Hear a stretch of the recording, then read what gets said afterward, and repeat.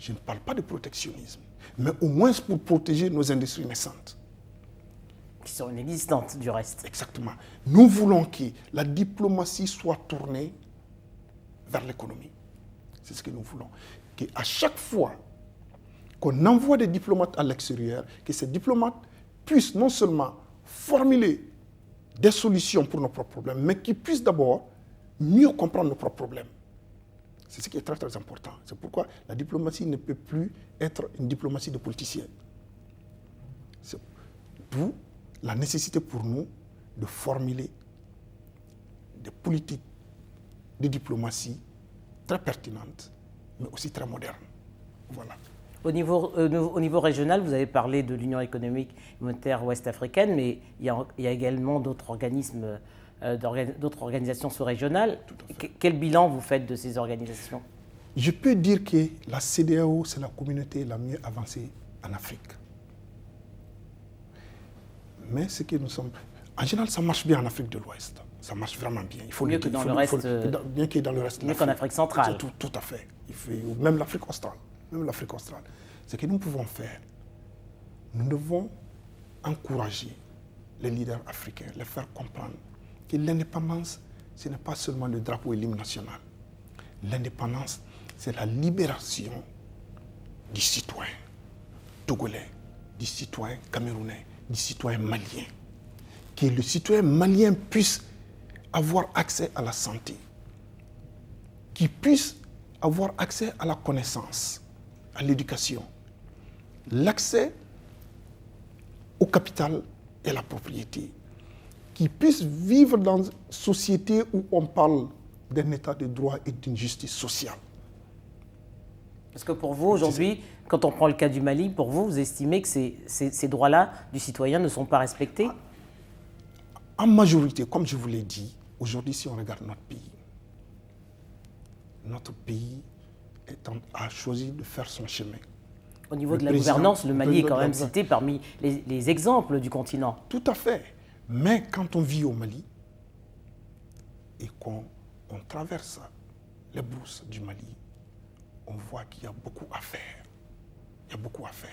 Nous nous disons qu'il est temps de tendre la main aux citoyens qui sont en réalité la majorité.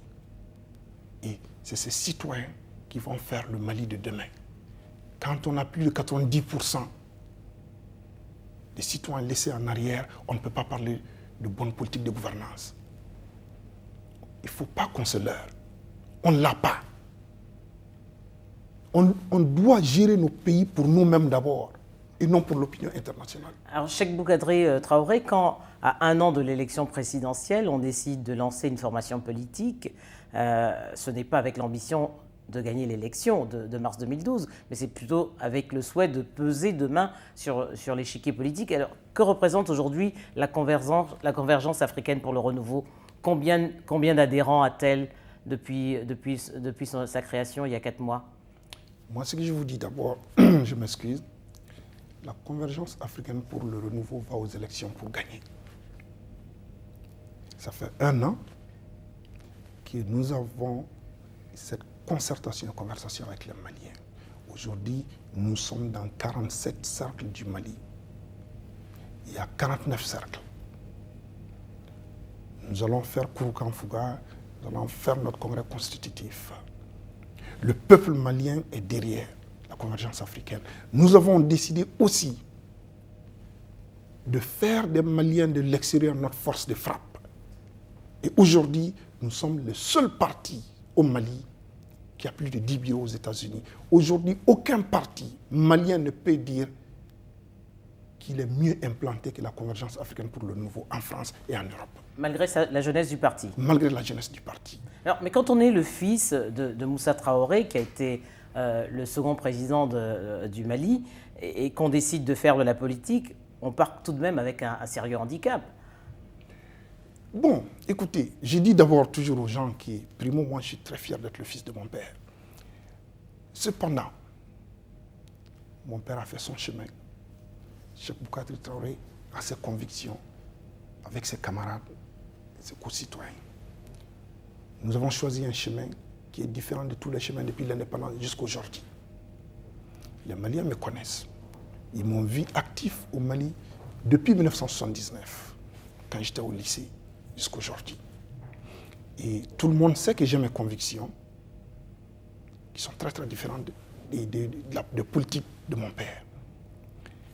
Cependant, nous disons que le débat n'est pas à propos du président Modibo Keïta, du président Moussa Traoré, du président Alpha Oumar Konaré ou du président Ahmed Toumani Touré. Le débat, c'est à propos de quelles solutions nous avons pour les problèmes des Maliens et leur montrer comment ces solutions peuvent être implémentées afin qu'elles puissent bénéficier les citoyens communs. Le débat est surtout à propos de ça. Que le citoyen puisse comprendre l'enjeu pour 2012. Que le débat ne soit pas seulement au niveau des leaderships, mais que les militants de la Convergence africaine pour le renouveau puissent expliquer les raisons pour lesquelles nous nous battons aujourd'hui et les enjeux pour 2012. C'est ça notre conviction. Moussa Traoré est un grand homme comme tous les autres grands hommes. Ils ont des traits de lumière comme des traits sombres.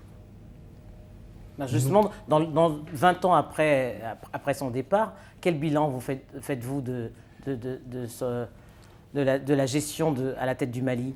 Je vous dis que je ne gagnerai jamais ce débat.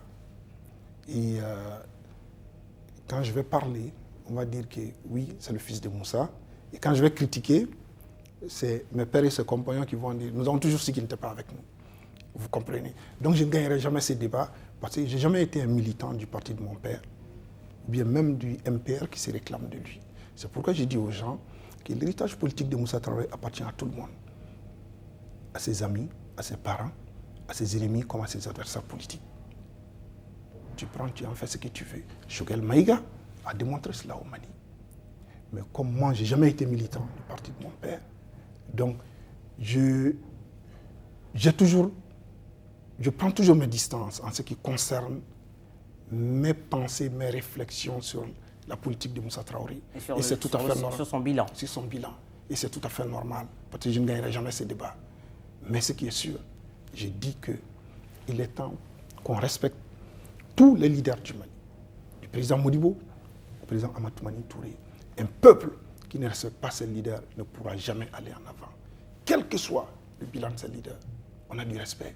Parce qu'ils ont dominé notre vie pendant un certain moment. C'est pourquoi... Mais votre ambition, c'est d'éviter de faire les mêmes erreurs que... Exactement. Nous avons dit, c'est pourquoi aujourd'hui nous avons dit qu'il faut un changement. Nous avons dit que les politiques de gouvernance depuis l'indépendance jusqu'à aujourd'hui n'ont pas bien servi le Mali. Ces gens, on doit les encourager, on doit les célébrer. Parce qu'ils sont venus avec la ferme conviction de développer leur pays, que ce soit le président Modibo Keïta, le président Moussa Traoré, le président Alpha Oumar Konaré ou le président Ahmed Toumani. C'est des vrais patriotes. Ils ont donné ce qu'ils pouvaient à leur pays. Aujourd'hui, votre génération, ambition, c'est de prendre le relais. Voilà, notre ambition, notre génération. C'est pourquoi nous disons que c'est un combat de génération. Notre génération, c'est un grand changement. Nous avons dit que notre génération a le devoir de recréer l'espoir en Afrique. Nous sommes la génération la mieux outillée depuis les indépendances en Afrique. Je dis toujours aux gens, Dieu a béni l'Afrique avec ma génération. Nous sommes les grands agriculteurs, nous sommes les grands enseignants, nous sommes les grands journalistes en Afrique. Et pourquoi ne pas changer ce pays, ce continent? Nous avons la connaissance de changer l'Afrique. Mais il est temps que nous cessions de faire des discours de politiciens. Il est temps que notre génération fasse des solutions concrètes, passe aux actes. Sans ça, on doit se taire. On n'a plus le droit de critiquer. C'est pourquoi j'invite tous les Africains de ma génération de se lever. Que le travail a commencé. Nous avons commencé à nous orienter vers le chemin de l'indépendance totale. Venez avec nous. Voilà. Et pour vous, c'est la seconde indépendance? Pour nous, c'est la seconde indépendance. Notre génération va marquer la renaissance de l'idéal africain à Kouroukanfouka. Et cela, c'est pour dire au monde entier que l'Afrique se réveille. C'est pourquoi Kouroukanfouka.